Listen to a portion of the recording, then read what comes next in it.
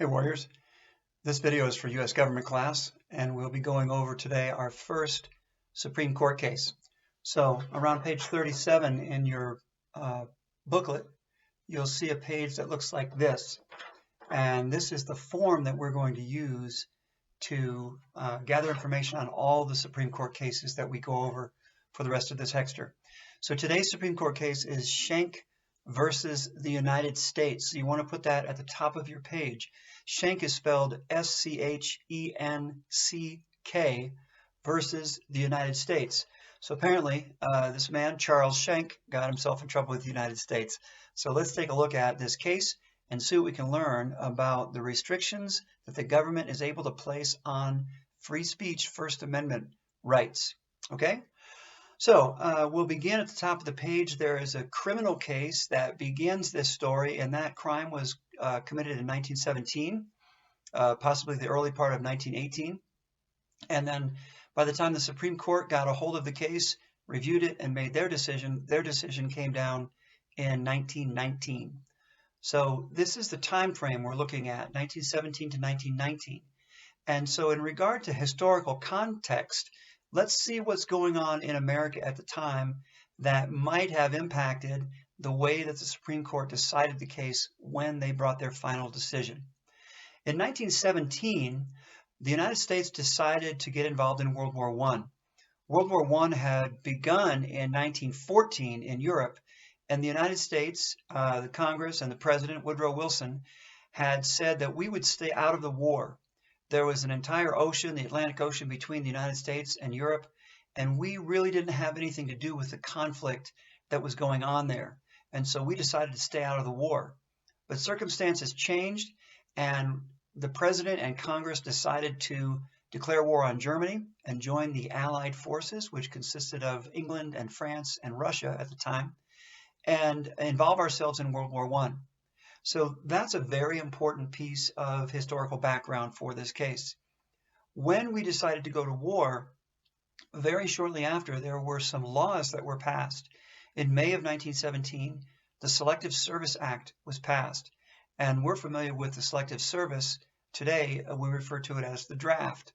And the Selective Service Act passed in 1917 said that all men ages 21 to 30 had to register with the Selective Service of the government so that if the government were to institute a draft, if they needed to call people to be involved in the military, they would have a list, a registration list to work from. Okay, so that's one law that was passed. The second law that was passed, also in 1917, was the Espionage Act of 1917. And this act, this piece of legislation, this law, essentially said that if you spoke or wrote or published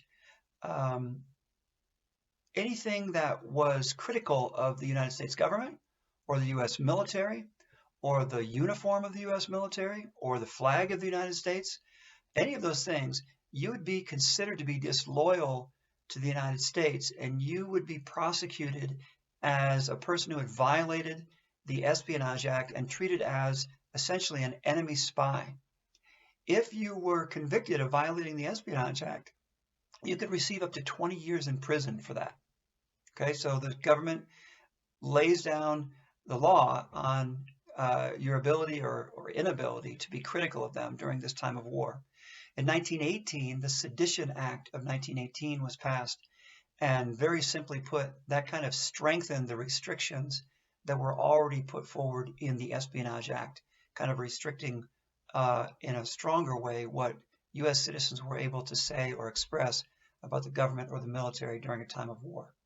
So that's our historical background or context. Let's look at the constitutional issues that are raised in this case. The first is the 13th Amendment to the Constitution. And you may remember the 13th Amendment is the first of the Reconstruction Amendments. It's the amendment that outlawed slavery. And it says, in essence, that slavery or involuntary servitude, neither one of them will be allowed to exist in the United States anymore. And so what we're going to concentrate on today is that phrase, involuntary servitude. Involuntary means that you're not doing it voluntarily, and servitude refers to service or work. So we might think of involuntary servitude as forced labor. Okay? The 13th Amendment says that forced labor, unless you've been convicted of a crime, forced labor will not be allowed in the United States. And that becomes important later in our conversation. The next constitutional issue that's at stake in this case is the First Amendment to the Constitution. The First Amendment guarantees 5 freedoms: freedom of religion, freedom of speech, freedom of press, freedom of assembly, and freedom to petition the government for redress of grievances, meaning if you think the government did something wrong or screwed up somehow, you have the right to ask them to fix it.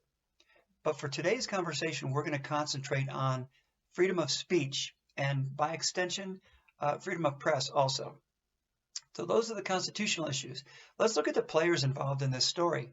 First of all, Mr. Schenck, who finds himself in the middle of this lawsuit with the United States. Charles Schenck was the man's name. He lived in Philadelphia. And he and a woman named Elizabeth Baer, B-A-E-R, printed a number of flyers. And here is a copy of this flyer, an old copy of an old copy. And it was one page, front and back. And it begins by saying, "Long live the Constitution of the United States. Wake up, America. Your liberties are in danger." The flyer then goes on to quote word for word the 13th Amendment to the Constitution. And Charles Schenck points out that that phrase we said we were going to focus on, involuntary servitude, that the Selective Service Act of 1917 violates people's 13th Amendment rights because it could force them into service or labor in the United States military when they hadn't volunteered to do so. And so the first part of this flyer says, look, your constitutional rights are being violated. The Selective Service Act is a bad law. It's an unconstitutional law. The rest of the flyer goes on to say, look, if you get drafted, disobey the order. If you get a letter in the mail that says, congratulations, you're in the Army now, report to basic training. Charles Schenck says, no, don't answer the call to the military because it's a violation of your 13th Amendment rights. Well, the government finds out about this, and as you can well imagine, they're pretty upset. So they arrest him and they charge him with 3 counts of violating the Espionage Act of 1917. He goes to trial. He's found guilty. And the judge sentences him to 10 years in prison for each violation, meaning 30 years. The judge also says, though, that he can serve those 10-year sentences concurrently, meaning that he serves them all at the same time. So while he received 30 years in prison, he would only have to serve 10.